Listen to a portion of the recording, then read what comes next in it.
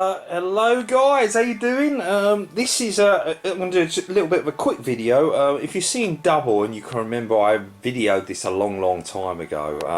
I did, but it doesn't look quite the same as it did back then. As you recall, many years ago, when Sideshow actually had a license, just before they lost the Lord of the Rings license, they made this beautiful premium format statue called Sauron. But it was done really badly. I loved the sculpt, I loved the pose, I loved everything about it, I loved the base, but I really hated the paint job when it arrived in the post. At first, I was quite new back then and I thought, it's okay, don't look too bad, but as the more and more I see other people with different statues and repaints and stuff, the more and more I dislike the way this looked compared to what it really should look like, or my imagination of what it could look like. So skip forward another 4 years, 5 years, how long it was. I bumped into a guy called Mark. I've said your name wrong already. He's going to love me for this. Mike Studholm, if I can pronounce that right, and he calls his company Try Laser Arts, and I will leave a link on Facebook for his profile, so should you need to contact him, and his YouTube channel so you can actually see his work. And he's a specialist in Predator busts, but he's also leaning out of that zone now, as I've got evidence to show you in front of me right now, to other different types of movies and genres and styles of paint. So further ado, I'm going to show you what he's capable of right now, and go right into detail because I'm excited too. I only just got this back yesterday, so I'm still looking at it in awe. I'm still amazed with it, and it's like a brand new statue for me. I absolutely love it. Sauron himself, this statue is actually a 36-inch high statue, so it's a really big size, and it comes with a big hefty base, and it's got considerable weight. Quite a few tough parts on it with a few plasticky bits sticking out, which obviously you would expect, being so many little tiny spikes all over the place. But that's all been done, that's all been repainted, and you can never tell the difference what belongs to what. So let's go into the base like I do with all my videos, and let's start with that. I asked him to redo the base after originally saying no, I don't need the base done. Little did I know what a mistake that would have been. So he's done it for his own imagination. I let him free on it and said do it any way you like, I know it'll be good. Wow, was it good when I opened it up when I took it home yesterday. This is the base now. No more green hue, no more orange effects, and no more brown all in different areas that didn't need to be brown or whichever. We'll start firstly with the first part that I remember he showed me, which was the lava flow, which wasn't a lava flow at all in the Sideshow one.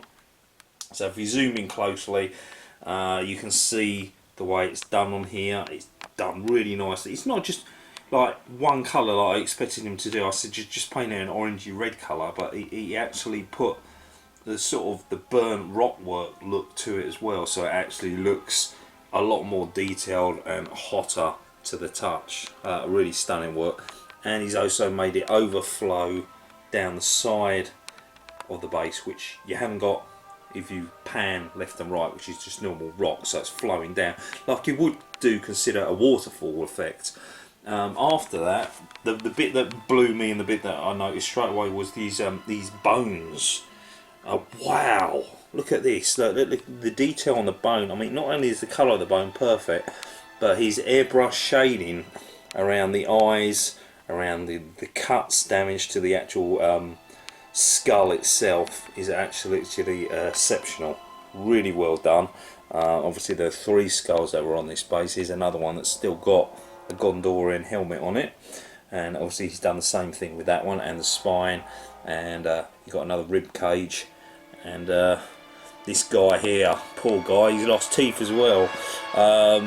But again, more shading done. He's even done shading inside where the teeth mouths are, as well as this perfect shading on the Gondorian helmet of bronzy, goldy and silver effects as well. Absolutely fantastic. But we got another Easter egg This to me is my Easter egg. This bit I wasn't expecting this, and I've told him it already because I mentioned it quite a lot.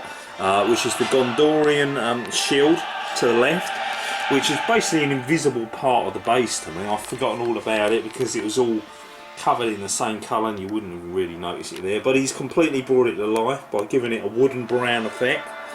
The silver markings of Gondor on the top of it, and these beautiful crack marks in a wet look. He's used some sort of wet varnish paint in between, and it's absolutely exceptional. It's brilliant. It really is good. I'm bowled over by that. But we're not finished there. No, we're not finished there because this base has so many things to it and he's done so much to it. And we go around to the back. We've got more armour, this time of the elves who fought in the Mount Doom at the start of the movie. You've got one of the crushed helmets, some of the shoulder armour, and this big giant elven shield, which is absolutely massive. There we go. And of course it isn't just sprayed in gold like it's meant to be. He's also given it battle damage and shading as well to it as well, so it's not one perspective. You're getting all these different types of views at it, so when you look at it from all different angles like I am now, it looks different every time. It's not exactly the same. Absolutely fantastic stuff. And obviously the rock work, it continued all the way around the back as well, so brilliant, absolutely brilliant, love it. What can I say, that base is stunning. Well, it's certainly the best base that I've ever owned and will own until he does some work on another base of mine. So now we're going to go on to the big guy himself, which is the Dark Lord Sauron. And basically all of Sauron consists of now is armour, because that's basically what he is. He's just armour, and if you can get the armour right, then you've got Sauron right. I don't know how many layers of different colours he went over. I know he went over with a black shade first, and then he went over with a bright chrome silver finish, and then there was darker chrome weathering added on top, but then there's also bronze marking rust effect style also on top of that, so it goes on and on, the amount of layers that are done on it. But before I look carefully and closer up on it to show you how well detailed it is, if you zoom in here, Sauron actually has his ring back again, because one of the first bits I looked at when I got the Sideshow one, I don't know why, I just wanted to look for it, was the ring, and I was so disappointed with the way it looked in the Sideshow one when I took it out of the box. It was the most dullest, boring. You couldn't call it bronze, I couldn't call it yellow, I just couldn't call it anything. It looked like they really couldn't be bothered at all and they didn't paint it. So I made a point of mine to make sure, please make the ring stand out, so at least it looks like he actually has one this time, because that really bothered me a lot. So if we go on to this part, Mike's also adjusted slightly the cape.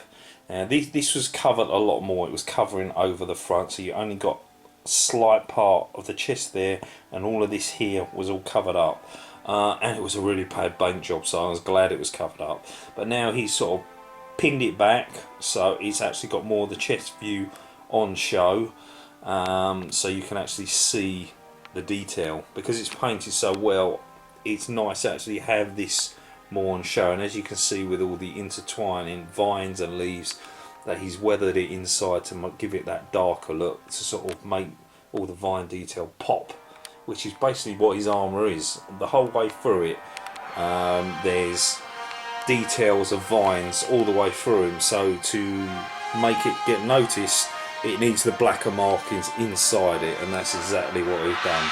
It's absolutely brilliant. And one other point, while we're near the top of the head, this spike here was broken. I mean, I glued it back, but obviously you can see the crack line on it like you would a fracture on a bone.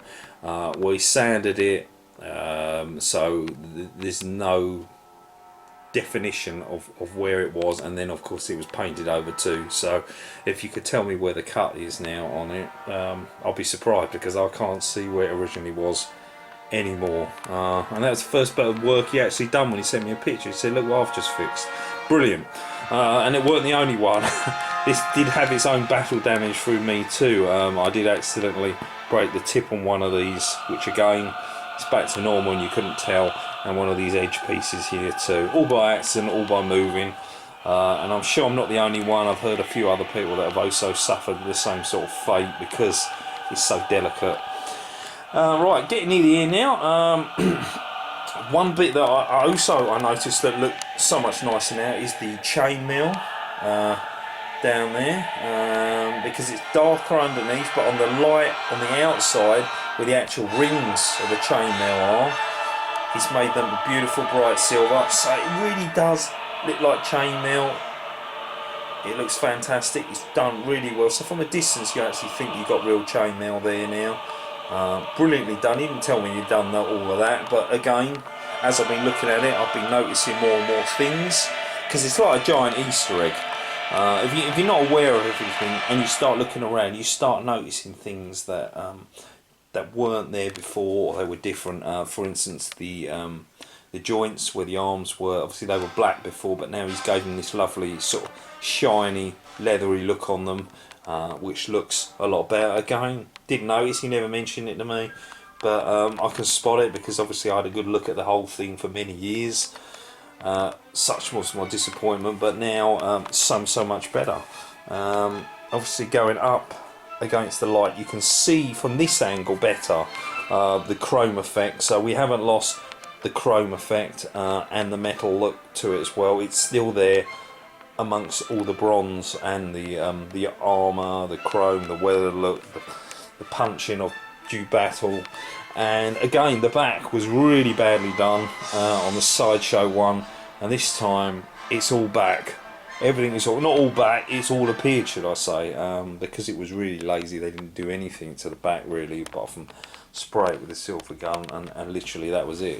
It was one of the weakest points, along with the plastic spike shoulders, which were the other point that more than anything I noticed was terrible. And I was considering buying the new Prime 1 Sauron, but I didn't like the pose of it, and that really disappointed me. And then Mike popped along, and then all of a sudden the doors open, and I could keep this one without, and save a lot more money by not spending £2,000 or whatever it is, 1,400 on the Prime 1 version on the pose that I'm not exactly happy with.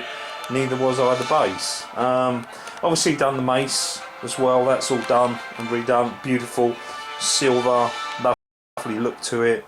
And there we go, guys. This is now one of my favourite pieces in my collection. It's gone right up there, and I can say it's got the best paint job out of all my items here, because it would do.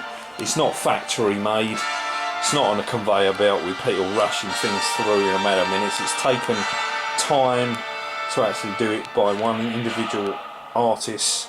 And thank you, Mike. I know you're watching the video, so thank you. You know I appreciate this a lot. I absolutely love this. I enjoyed the journey as you were sending me the pictures, and I was viewing them on emails. Every time your name come up on my Facebook, I got excited, because I know you're going to tell me something that you've done to it, or something that you want to talk to me about, or picture that you wanted to show me. So I really appreciate that. And this guy is based in the UK, so if you want to contact him, and he does everything outside the UK as well. He's actually doing a Predator bust for someone from Mexico next. So it's all across the world if you want to do it, and his prices are good, but obviously that's something you need to discuss with him. But he will be doing a lot more work for me. I have other stuff that bothers me that I could really do with. It's sitting right behind me. I already spoke to him about the bad arm on my female Terminator. I've got it sitting over there. I've got this guy who really does need, although it was a really good job, there are bits on it that really bother me. Sitting right there, it just looks like it's missing detail on the top and the chin as well. Very badly done, and I'm not happy with the teeth. And the shoulders, I'm hoping that he can make them actually look like Sauron's armour, which I know he can do, so I don't even have to question that. So there we go, guys. Hope you enjoyed that one. I'll speak to you all soon. Any questions, just drop me a line, and I said I'll leave all Mike's details below, so you can contact him if you wish. I'm sure he'll be pleased to hear from you. Okay, guys, cheers.